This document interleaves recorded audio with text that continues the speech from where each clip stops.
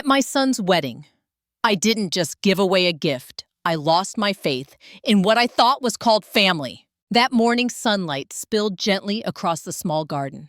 I set my teacup by the window and gazed through the glass where the roses were in full bloom. Today was Daniel's wedding, my only son, my pride, my breath of life. His father, gone more than 10 years now, used to say, "True love isn't in promises, but in how you protect the home you've built." Maybe that's why today the gift I prepared was the key to this house, the place that held 30 years of our memories. I placed the silver key carefully inside a small wooden box, tied it with a white ribbon, and slipped in a card that read, "For both of you to remember that a home is not just where you live, but where trust is kept."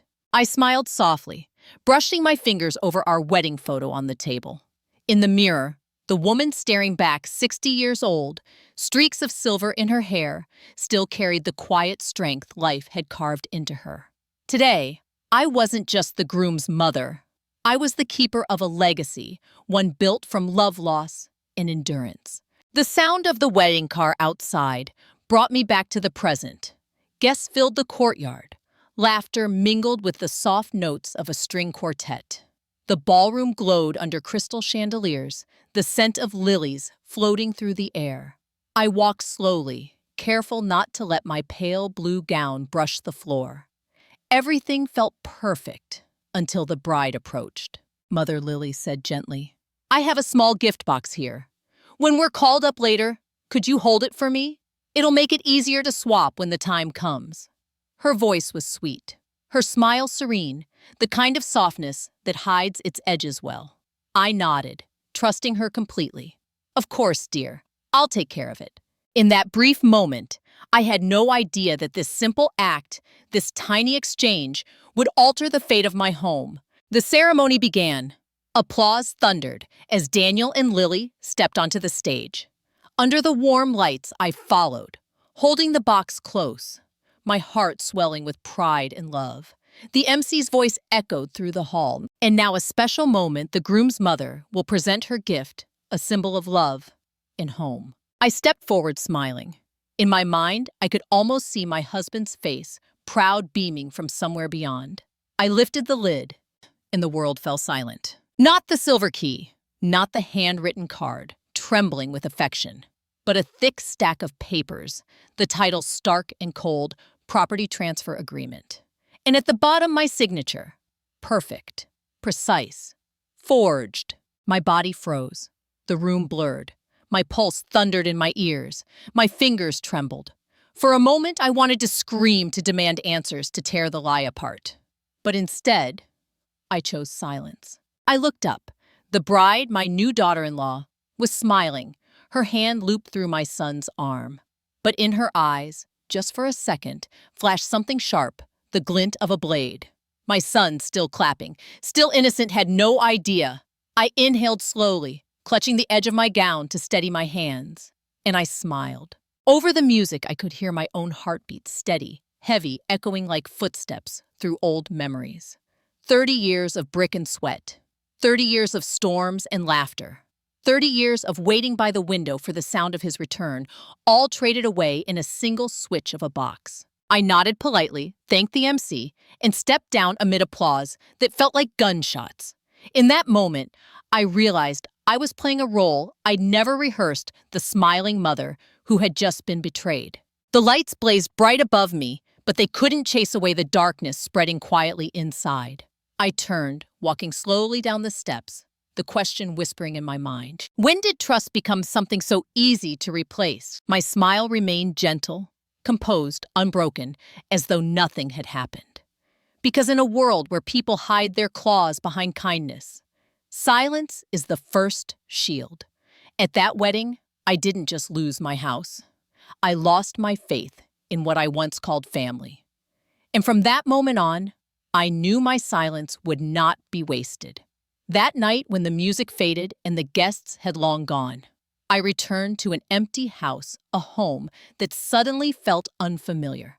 The scent of flowers from the wedding still lingered on my clothes, yet in my chest, there was only the dull ache of something gone terribly wrong.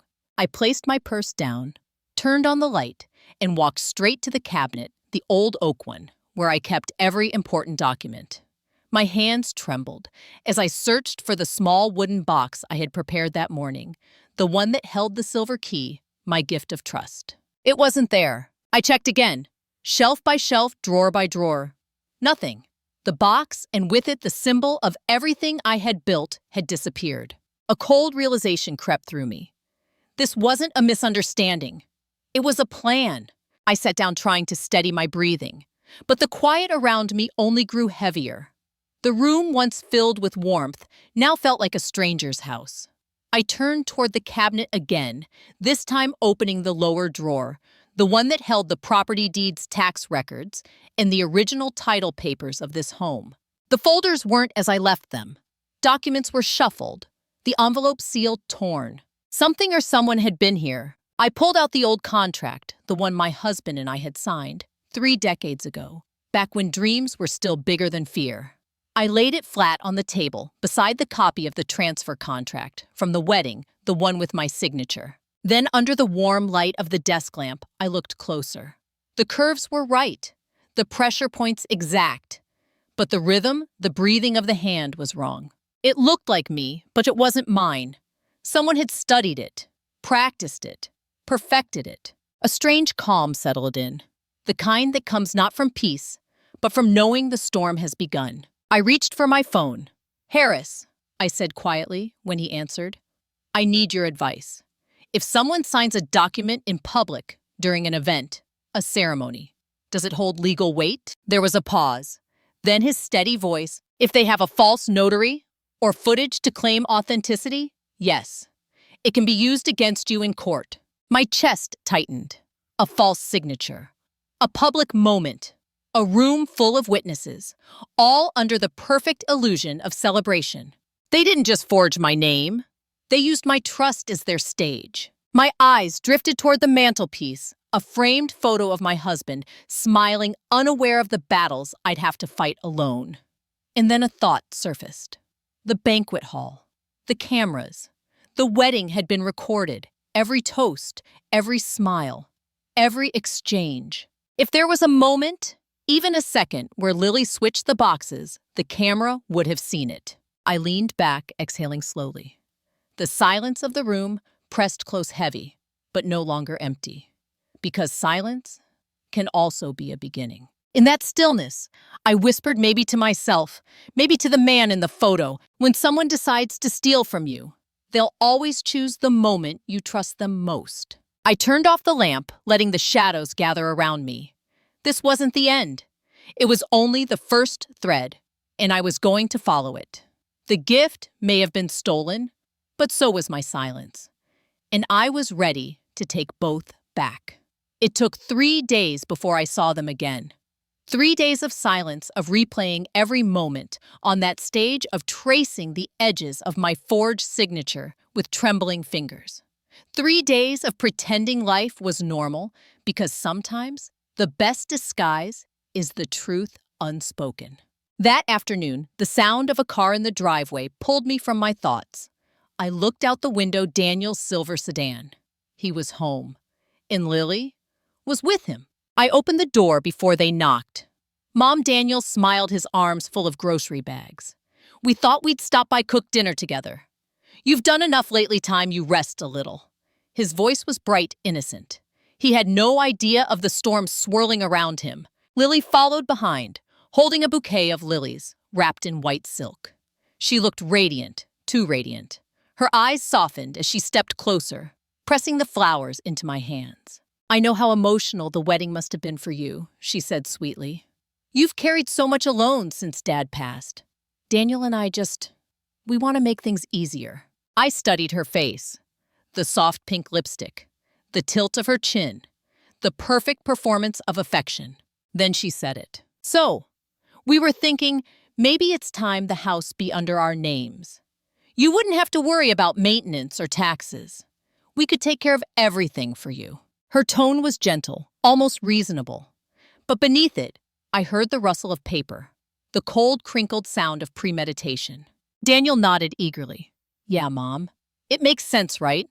We'll handle the finances. You can just relax, travel, enjoy things. I turned to him, my son, the boy who once built forts in this very living room, who used to bring me wildflowers from the yard. His eyes still held that same trusting warmth, and that more than anything broke me. I smiled faintly, setting the bouquet down. "That's thoughtful, sweetheart," I said softly. "But let's talk about it another time. Today, just enjoy being newlyweds." Lily tilted her head, lips curving just enough to hide a frown. "Of course, Mom," she said, her tone light. "No pressure." No pressure yet, every word pressed harder than steel. Dinner passed like a play I'd seen before. She poured wine. He told stories. I listened, nodding, watching not their faces, but their tells. The way Lily's hand lingered too long on Daniel's shoulder. The way she steered conversations toward plans and management. And the way she never once looked at the photo of my husband hanging above the fireplace. When they finally left, I stood in the doorway, waving, watching the taillights fade down the road. Only when they were gone did I let my smile drop. There's a saying my husband used to whisper when we worked late, fixing broken things. A crack never appears without a reason. You just need to find where it started. I turned back inside and began to look. The house was quiet again, but silence now felt like invitation. I walked down the hall to the guest room, the one Lily had used before the wedding. The bed was neatly made, sheets smooth. But the desk drawer? Not quite closed. I opened it. Inside a neat stack of papers.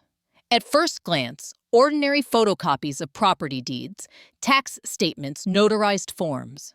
But as I lifted them, a shiver ran down my spine. These weren't copies for filing. They were studies. Beneath the stack lay several pages of lined paper filled with a single repeated line, my name. Over and over again. The same letters, traced, adjusted, perfected. Each stroke more confident than the last.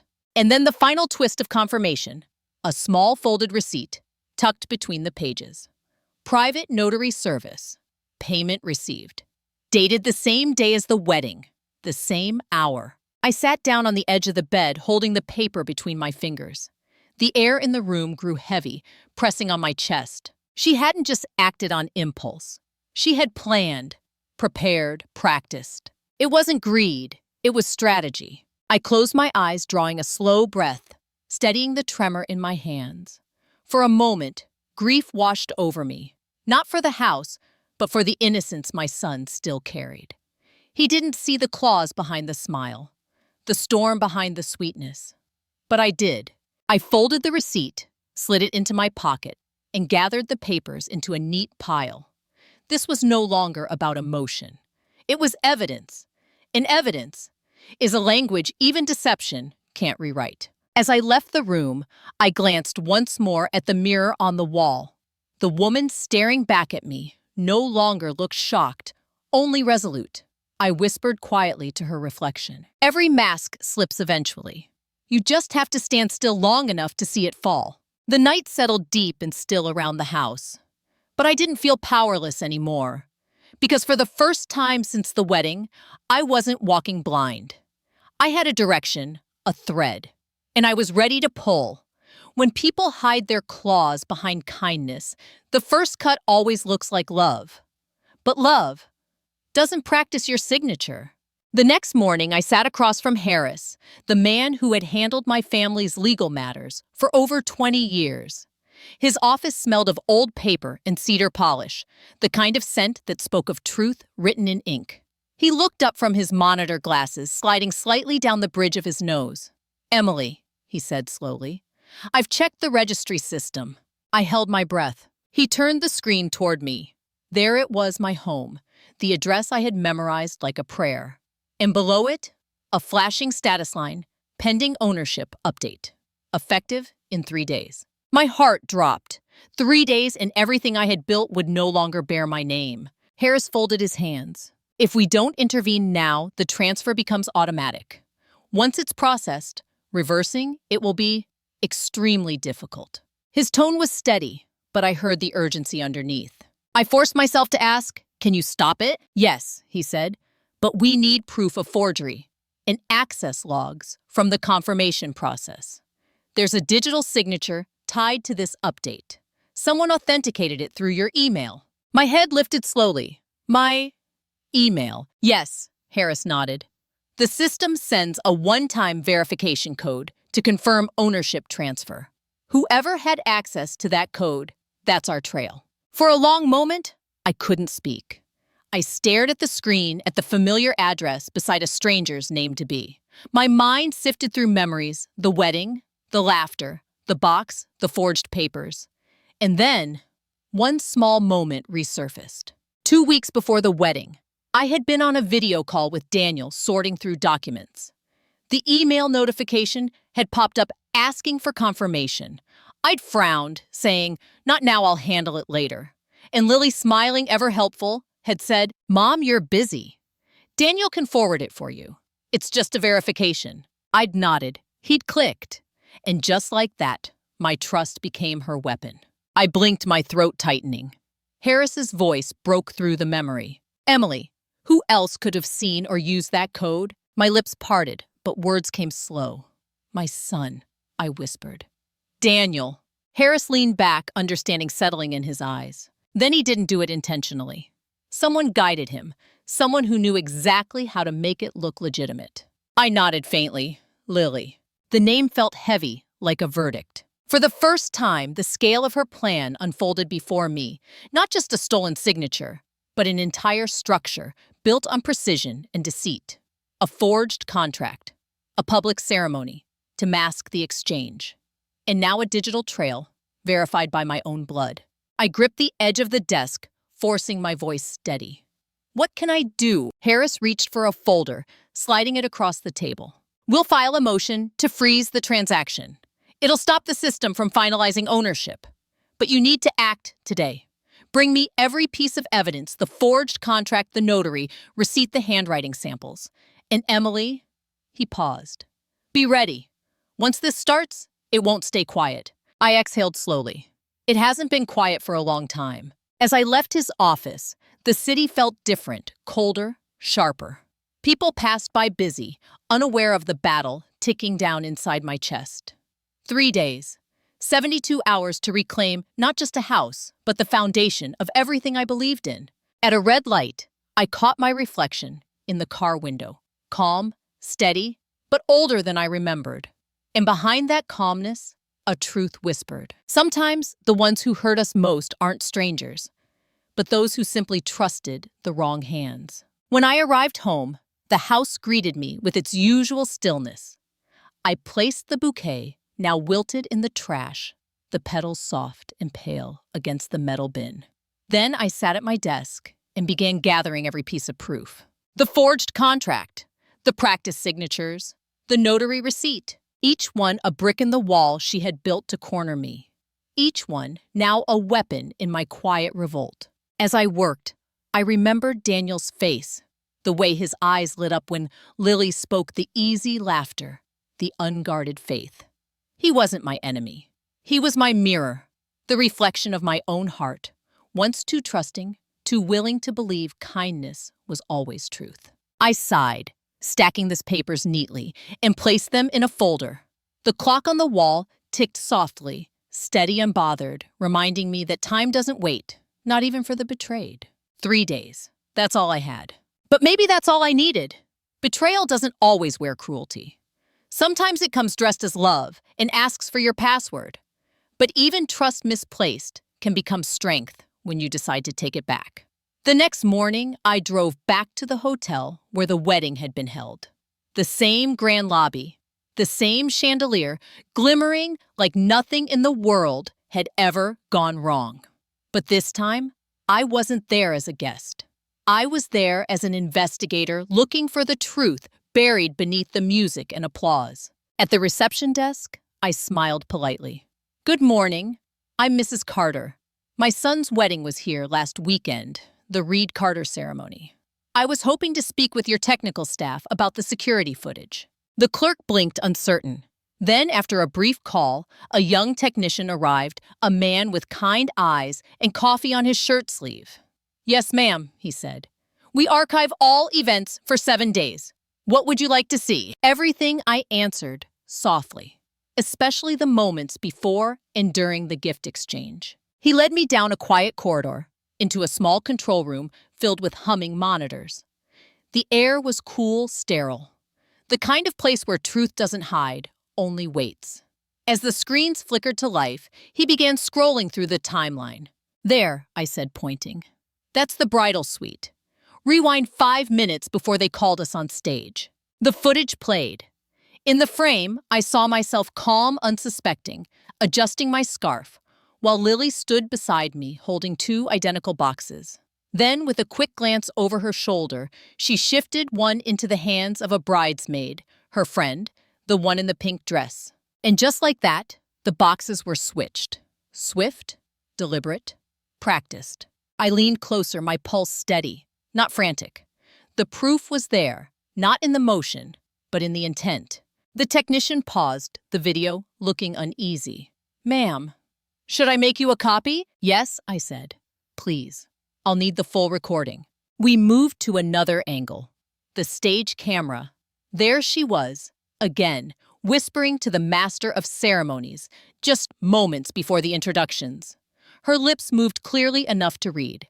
"Please announce, mother of the groom will now present the gift box, the symbolic deed to the family home." And moments later, the MC's microphone echoed those exact words. Word for word, a script rehearsed by deceit. I sat back in the chair, eyes fixed on the frozen frame, the smile on her face. The pride in my sons, the lie unfolding in plain sight. The technician copied the footage onto a drive, labeling it carefully before handing it to me. "Here you go, ma'am.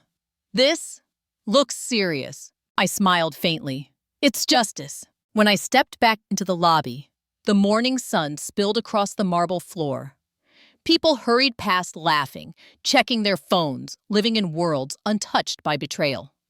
But I walked slowly, one step at a time, holding the drive in my hand like a quiet weapon. For the first time since the wedding, my heart didn't race. It beat with purpose.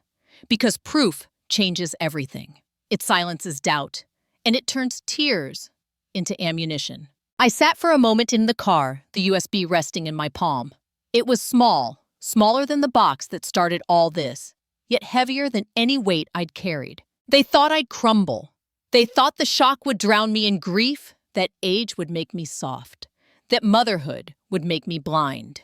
But they forgot a woman who's built her life, brick by brick, learns how to rebuild quietly, fiercely, and without mercy for lies. As I started the engine, a quiet resolve filled the car. No anger, no shouting, just a promise, whispered into the hum of the road. "You taught me how sharp trust can be. Now I'll show you how silence cuts deeper." By the time I reached home, the plan was clear. The footage would go to Harris. The statement would be filed. In the truth, undeniable, recorded, time-stamped, would speak louder than any accusation ever could. That night, as I sat at my desk, I placed the flash drive beside the stack of evidence, the forged contract, the notary, receipt, the handwriting samples. Piece by piece, the puzzle had stopped being a mystery. It had become a case. I ran my hand over the table, whispering softly. They thought I'd cry, but I chose silence, so every tear could become a bullet. And in that silence, I didn't feel small. I felt ready, because this wasn't grief anymore. It was strategy. By dawn, the plan had taken shape. No confrontation, no raised voices, just quiet precision, the kind of strategy only pain can teach. I arrived at Harris's office before the city had fully woken. The morning light stretched long across the marble floor as I walked in, clutching the folder, forged contract, practice signatures, notary receipt, and now the footage. He looked up surprised by the early visit, then read the determination on my face and said nothing. We went straight to work. Harris reviewed the evidence again this time, with the calm focus of a man who knows the weight of truth. "This is airtight," he said finally. "With the video and handwriting samples, we can file a fraud claim immediately." He called in a senior notary, a woman with decades of spotless reputation, to witness the statement. Together, they prepared a legal verification letter, a formal declaration that the contract displayed at the wedding was fraudulent, signed without consent, and used under false pretense. I read each line carefully before signing. My hand didn't shake. The document was clear, deliberate. Any and all transactions associated with this fraudulent contract are to be suspended. Ownership transfer is disputed pending investigation. Once signed, Harris sealed it in an envelope marked Urgent Property Registry Division. He handed it to me. "Deliver this in person," he said. "The moment it's filed, the system freezes. They won't see it coming." I nodded. That was the point. By noon, I stood in line at the Department of Land Records, the envelope pressed against my chest. Around me, people shuffled paperwork, whispered to clerks, signed forms without reading. But I moved differently, quietly, with purpose. When my turn came, I slid the documents across the counter. "This is a fraud report," I said simply. The clerk's eyes widened, scanning the seal, then motioned for a supervisor. Within minutes, the process began. A freeze order. A verification check. The machine had been set in motion quietly but irrevocably. As I stepped outside, the city air felt different, lighter. For the first time, I wasn't reacting. I was leading. Still, one thought lingered: the fragility of safety. If they could forge one signature, they could target another. I needed to protect what remained, not just my house, but the legacy my husband and I built together. That afternoon, I met with Harris again. Together, we structured a living trust, a new foundation under my name, but not for me. It would hold every remaining asset, investment, savings, even the antiques in the study, under a new banner, the Carter Family Scholarship Fund. A trust meant for young women in need, built from the pieces of a home someone tried to steal. Harris smiled faintly as he handed me the final file. "You've done something most people can't. You turned loss into purpose." I nodded. Let them chase what's no longer mine. Because the truth was simple. You can't rob someone who's already given everything away. By evening, the paperwork was complete. The fraudulent transfer frozen. The rest untouchable. Now there was only one thing left: closure. Not with the world, but with the man who taught me how to fight quietly. I returned home as the sun dipped low, painting the walls in gold. My house stood silent, the air holding the echo of what had nearly been lost. I lit a candle, sat at my old writing desk, and pulled out a sheet of paper, the kind I used to write him letters on, back when we still believed time was infinite. I uncapped the pen, and for the first time in weeks, my eyes softened. "My love," I began. On our son's wedding day, I received a gift I never expected: a lesson about trust. About how fragile it is, and how strong it can become once broken. My hand moved slowly, the words steady and full. "They tried to take the house we built, but they didn't know walls can be rebuilt. What matters is the foundation. And ours was never made of bricks, but of promises kept." I paused, letting the ink dry. "You'd laugh if you saw me now, turning legal briefs into armor, trust funds into shields. But I know you'd understand. Because you taught me, silence is not surrender. It's preparation." I signed the letter, folded it gently, and placed it in the drawer beside his photo. Outside, the wind stirred the curtains, soft and slow, like approval. For the first time since the wedding, I felt peace. Not victory, not yet, but readiness. The board was set. The pieces were moving. And the woman they thought was helpless had just declared, check. A year passed. The seasons changed softly. Winter melted into spring, and with it, the last traces of bitterness faded like snow on warm earth.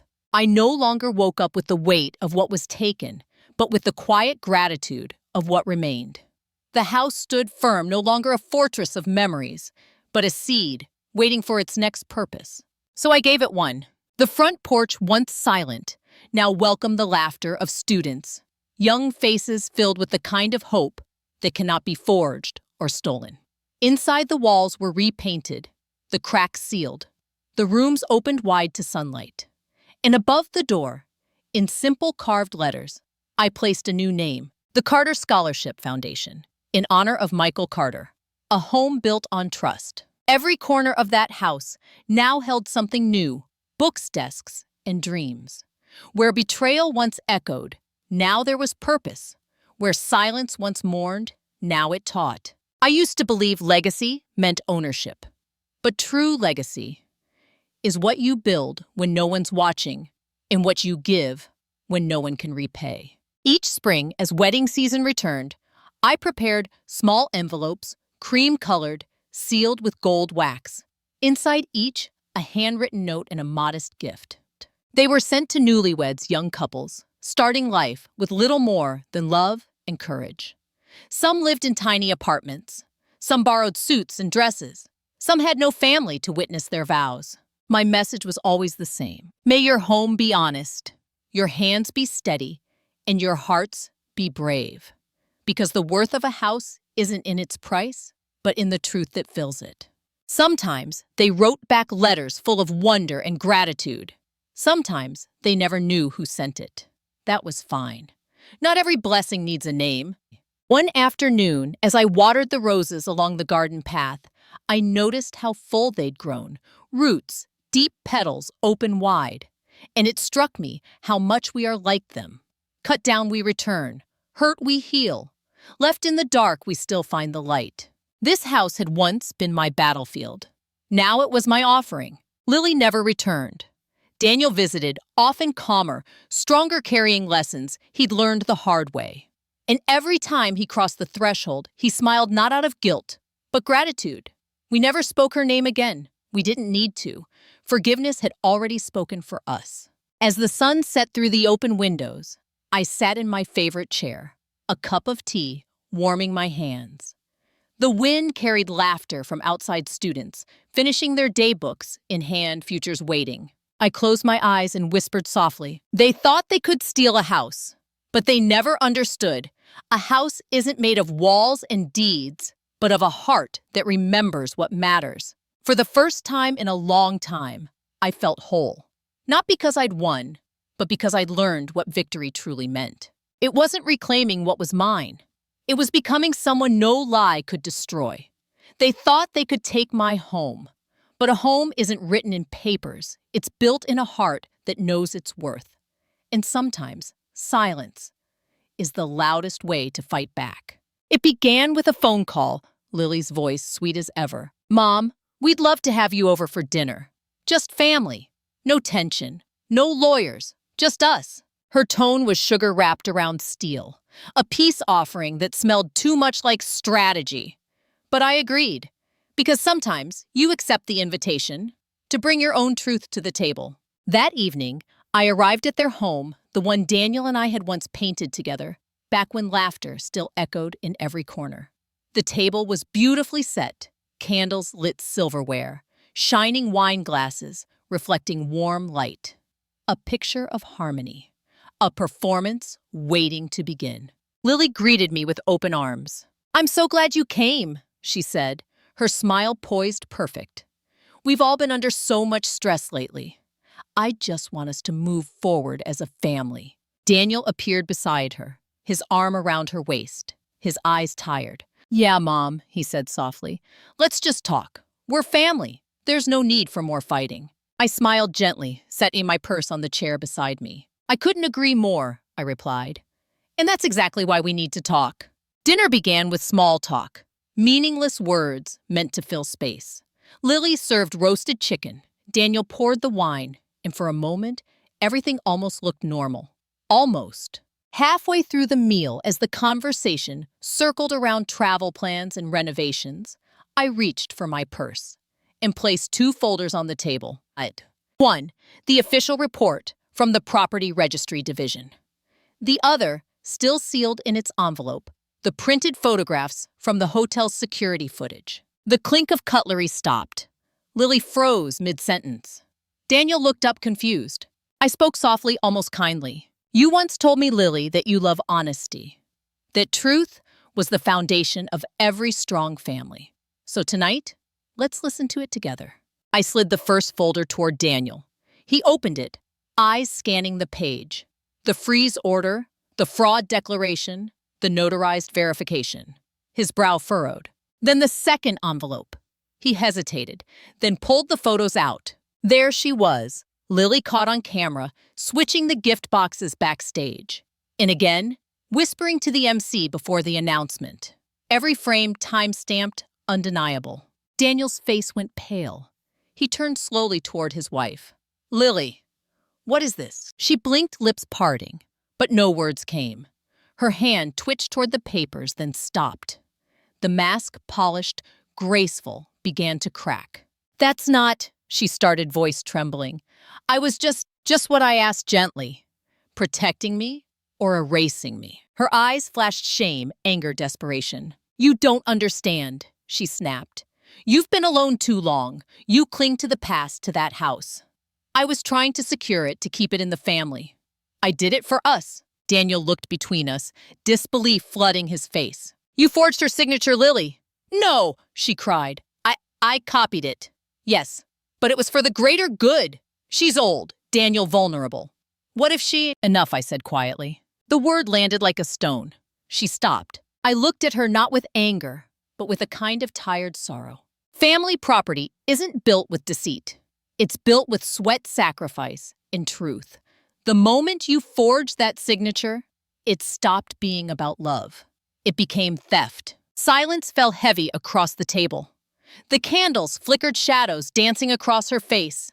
The mask now gone, replaced by the woman beneath, frightened, exposed, defiant. Daniel leaned back, his voice barely a whisper. You used me. Tears welled in Lily's eyes, but they weren't the kind that softened hearts.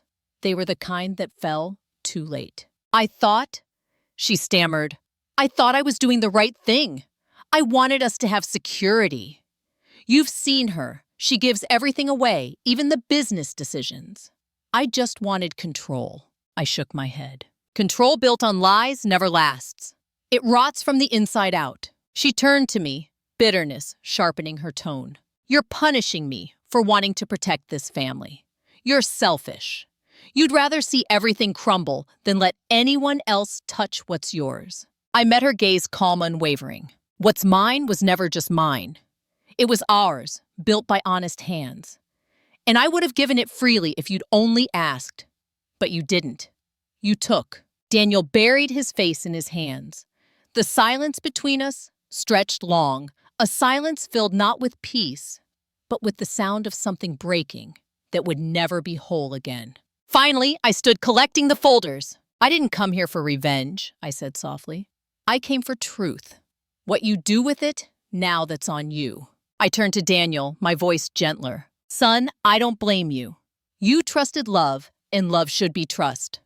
But trust without caution is a gift the world doesn't always deserve. He lifted his eyes, wet and heavy. Mom, I'm sorry. I placed a hand on his shoulder. So am I. Then I looked back at Lily, still frozen, still trembling. You thought I'd cry? I said, voice steady. But I've learned tears don't fix lies. Truth does. I walked to the door, the air behind me thick with the echo of choices. Outside, the night wind was cool, the stars sharp above the dark sky. Behind me, the dinner continued in silence. 3 plates untouched, and one truth that could no longer be hidden. A week later, the letter arrived.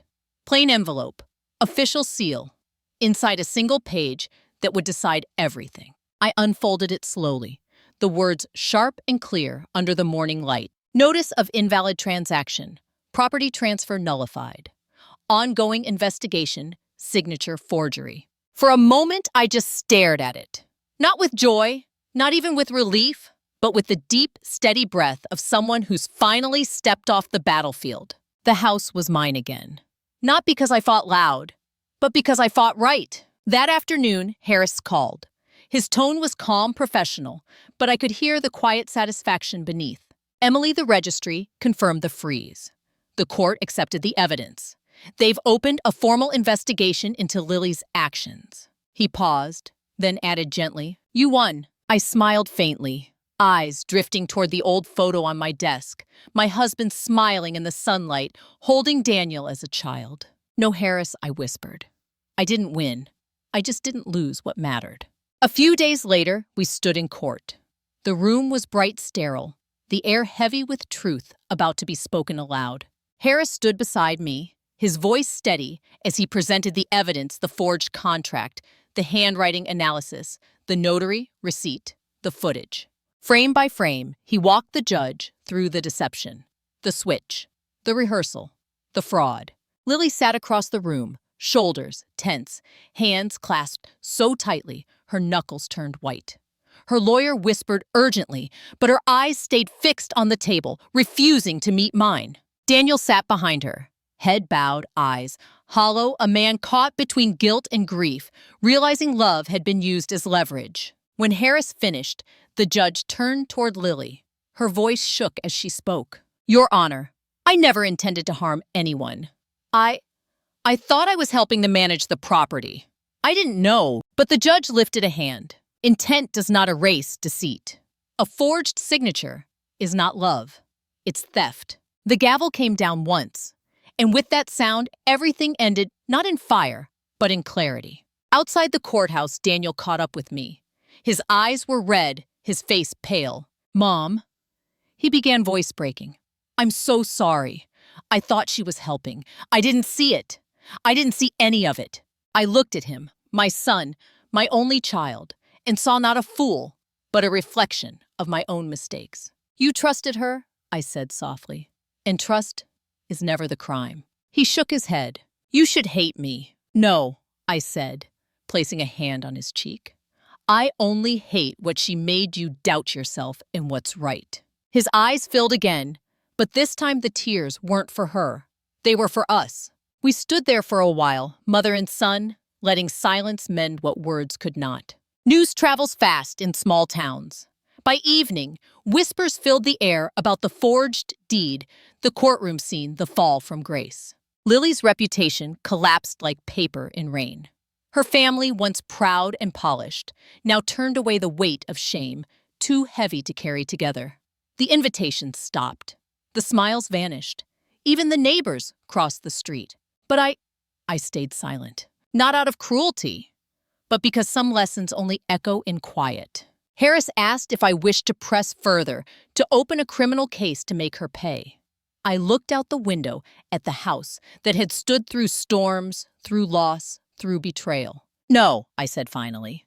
"I don't need anyone behind bars. I just need my house and the truth back where they belong." He nodded, understanding. That's justice enough. Justice didn't look like triumph. It looked like peace, like keys returning to their rightful hands, like the sound of a lock turning, not to shut the world out, but to close one painful chapter.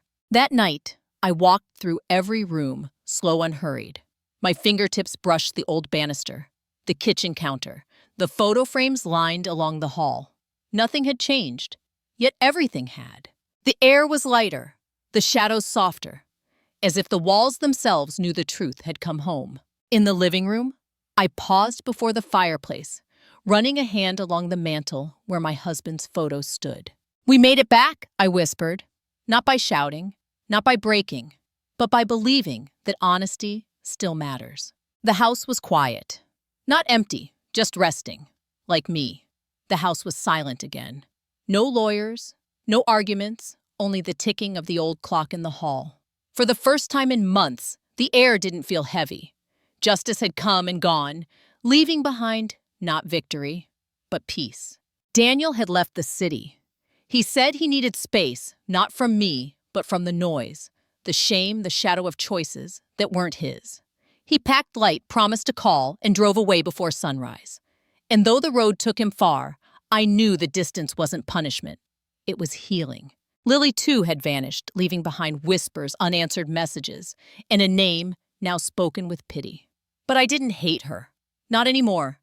Because hate is just another chain, and I was ready to be free. That evening, I sat at my desk, the same spot where I'd written letters to my husband, drafted plans, and once signed away my trust. Now I opened a new page, my pen resting lightly against the paper. "My dear son," I began. "There are things a mother says out loud, and things she only writes when the world is quiet." The ink flowed slowly, each word careful, measured not with anger, but with love. "You've always believed the best in people. It's your greatest strength, Daniel, and your deepest wound. The world will call it weakness, but don't let them change you. Trust is not foolish. It's sacred. But like a candle, it must be guarded, or it burns out too soon." I paused, watching the candlelight flicker across the page. The house around me hummed softly. the walls breathing easier now that the truth had come home. What happened between us, between all of us, was born from love, twisted by fear. Lily feared losing control. You feared choosing sides. And I feared admitting that not all wounds can be prevented. The next lines came gentler, not as instruction, but as inheritance. Family isn't measured by signatures, titles, or deeds. It's measured by how we rise when truth falls apart. You did not fail me. You simply learned, as I did, that love needs boundaries as much as it needs grace. A tear slipped onto the paper. I let it stay. Some truths deserve witnesses. Forgive her if you can, not because she deserves it, but because you do. Forgiveness doesn't erase what happened. It just reminds us that our hearts are still our own. I smiled faintly, writing slower now, savoring the peace between each word. You will build your own life, Daniel. Maybe in a small town, maybe by the sea, somewhere quiet, where your hands can create, not repair. Take with you what was good. Leave behind what was broken. And when you think of home, don't picture walls or keys. Picture strength earned through truth. Outside, the night was deep and soft. I could almost hear his laughter from years ago, echoing through hallways now filled with stillness. I signed the letter, folded it carefully, and sealed it with wax. On the front, I wrote his name, not as a reminder, but as a promise. Tomorrow I'd mail it. Tonight I'd rest. The candle burned lower, the flame steady. I sat back, whispering into the quiet room, not to him, not to her, but to the life that still stretched ahead. Forgiveness isn't about forgetting. It's about remembering without the weight. The clock chimed once, marking a new hour. And in that small sound, I found the truth I'd been searching for all along. I hadn't lost. I had simply learned. Because the greatest gift life gives is the chance to begin again.